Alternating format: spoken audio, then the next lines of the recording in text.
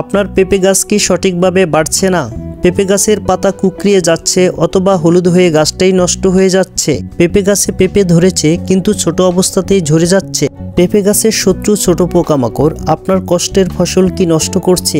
এই সমস্যাগুলো সহজ ও কার্যকর সমাধান জানতে চান? সুস্থ সবল পেঁপে গাছে প্রচুর পরিমাণে পেঁপে ধরাতে চাইলে ভিডিওটি অবশ্যই শেষ পর্যন্ত দেখতে হবে। আসসালামু আলাইকুম বন্ধুরা, আপনারা দেখছেন আধুনিক কৃষি তথ্যভিত্তিক ইউটিউব চ্যানেল অ্যাগ্রো36। কৃষি ও গার্ডেন সম্পর্কে বিভিন্ন বিষয়ে নিয়মিত আপডেট পেতে চাইলে চ্যানেলটিকে সাবস্ক্রাইব করে রাখার অনুরোধ রইল। এর পাশাপাশি ভিডিওতে একটি লাইক করে দিবেন। পেঁপে বাংলাদেশের একটি গুরুত্বপূর্ণ সবজি যা সারা বছর চাষ হয় এবং আমাদের খাদ্য নিরাপত্তায় বড় ভূমিকা রাখে। কিন্তু রোগবালাই ও পোকামাকড়ের আক্রমণ পেঁপের উৎপাদন এবং কৃষকের আয়কে মারাত্মকভাবে প্রভাবিত করে। যদি সঠিক সময়ে সমাধান করা না যায়, এটি ফসলের 30 থেকে 50% ক্ষতি করতে পারে। আপনার কি জানা আছে কিভাবে পেঁপের বিভিন্ন রোগ চাষিদের অর্থনৈতিক ক্ষতির কারণ হয়ে দাঁড়ায় এবং এর প্রতিরোধে আমরা কি পদক্ষেপ নিতে পারি? তাই আজকের ভিডিওতে থাকছে পেঁপে গাছের সাধারণ রোগ, পোকামাকড় এবং তাদের প্রতিকার নিয়ে। পেঁপের একটি উল্লেখযোগ্য রোগ হচ্ছে পাউডারি মিলডিউ।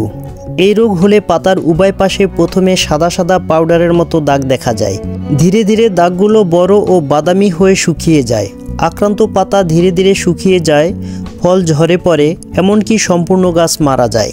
দাগ শুকিয়ে গেলে সেখানে আলপিনের মাথার মতো কালো কালো বিন্দু দেখা দেয়। ডাউনি মিলডিউ একটি ছত্রাকজনিত রোগ যা মূলত পাতার নিচে সাদা পাউডারের মতো দেখা যায়। লাউসহ বিভিন্ন সবজিতে আক্রমণ করে। প্রতিকার: আক্রান্ত পাতাগুলো ছিঁড়ে ফেলে মাটি থেকে দূরে সরিয়ে ফেলুন। গাছের আশেপাশে পরিষ্কার রাখুন এবং গাছের যথাযথ বায়ু চলাচল নিশ্চিত করুন। মোজাইক ভাইরাস: এ রোগ হলে গাছে হলুদ ও গাঢ় সবুজ ছোপ ছোপ মোজাইক করা পাতা দেখা যায়। প্রতিকার: ক্ষেত থেকে আক্রান্ত গাছ তুলে ফেলা। জাপ পোকা ও সাদামাছি এ রোগের বাহক, তাই এদের দমন করার জন্য আপনি প্রাকৃতিক ও জৈবিক উপায়ে একটি কার্যকর জৈব কীটনাশক স্প্রে করতে পারেন। বর্তমান সময়ে মিলিবাগ পেঁপের একটি ক্ষতিকর পোকা হিসাবে আবির্ভাব হয়েছে।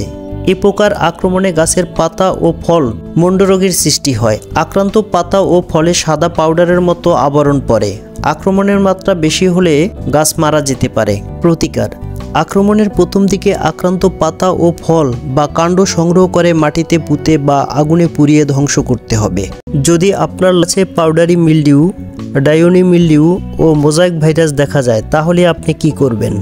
এজন্য আপনারা রসুন, মরিচ, পেঁয়াজ, হলুদের গুঁড়া, বেকিং সোডা, খাবার ভিনেগার দিয়ে একটি জৈব বালাইনাশক তৈরি করে স্প্রে করতে পারেন।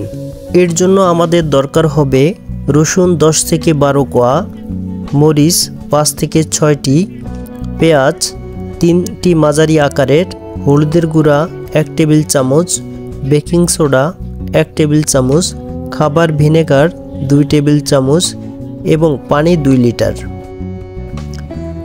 প্রথমে রসুন, মরিচ ও পেঁয়াজের পেস্ট তৈরি করুন।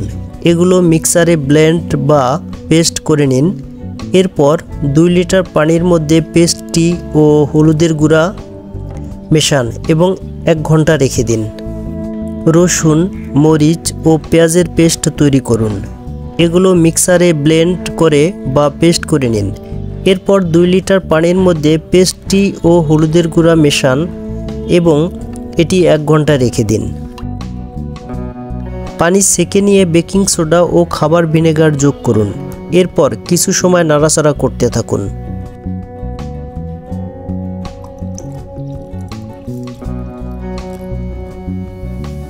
সবকিছু ভালোভাবে মিশিয়ে স্প্রে বোতলে ঢালুন।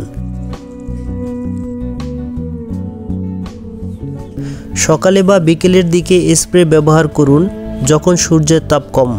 আক্রান্ত গাছের পাতা ও ডাঁটা এবং আশপাশের মাটি ভালোভাবে স্প্রে করুন। প্রতি সপ্তাহে একবার প্রয়োগ করুন। যদি ভিডিওটি আপনার উপকারে আসে তবে লাইক দিন, কমেন্ট করুন, জানান এবং সবার সঙ্গে শেয়ার করুন। আর কৃষি সম্পর্কিত আরও অনেক গুরুত্বপূর্ণ টিপস পেতে আমাদের চ্যানেল সাবস্ক্রাইব করতে ভুলবেন না। পরবর্তী পর্বে আবার দেখা হবে। ততদিন পর্যন্ত ভালো থাকুন, সুস্থ থাকুন। ধন্যবাদ।